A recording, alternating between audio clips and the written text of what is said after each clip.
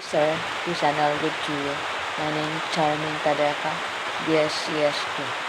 This video explains the message of Nolini Tangere and El Pelebesterismo. What is the novel mainly about?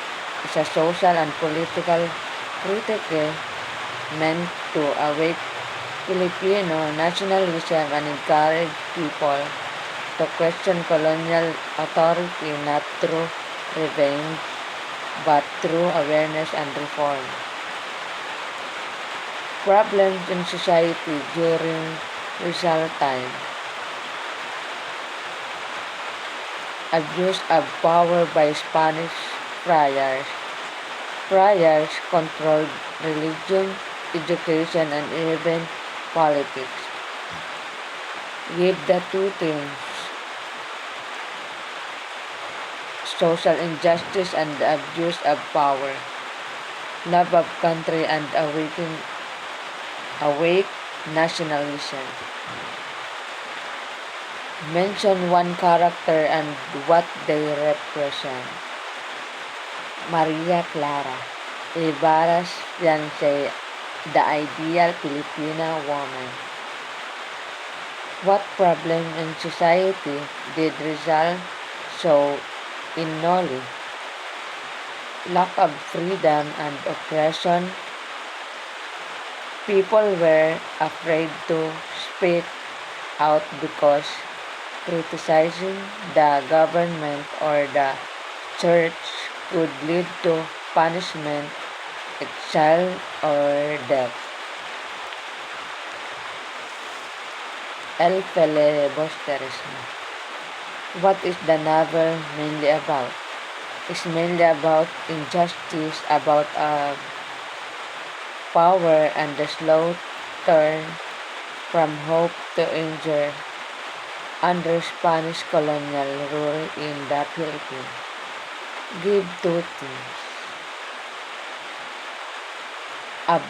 abuse of power and corruption, education and youth idealism.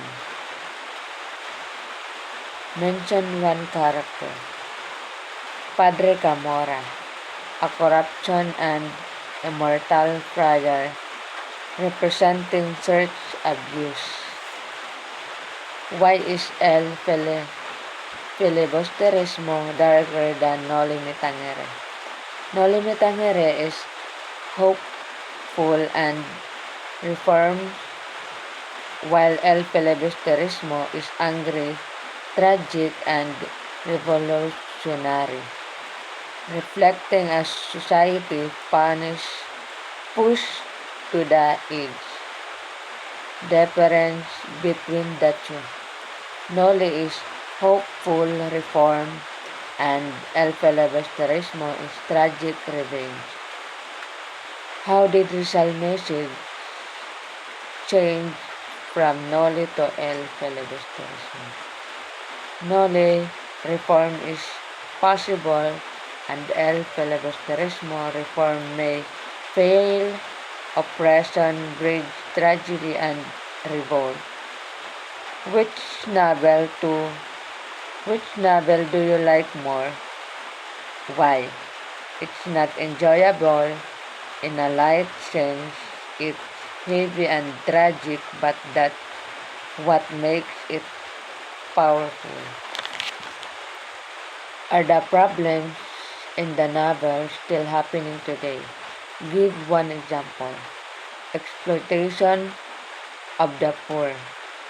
The marginalized are still often take advantage of the suffering of Huli, Basilio, and ordinary citizens. Thank you.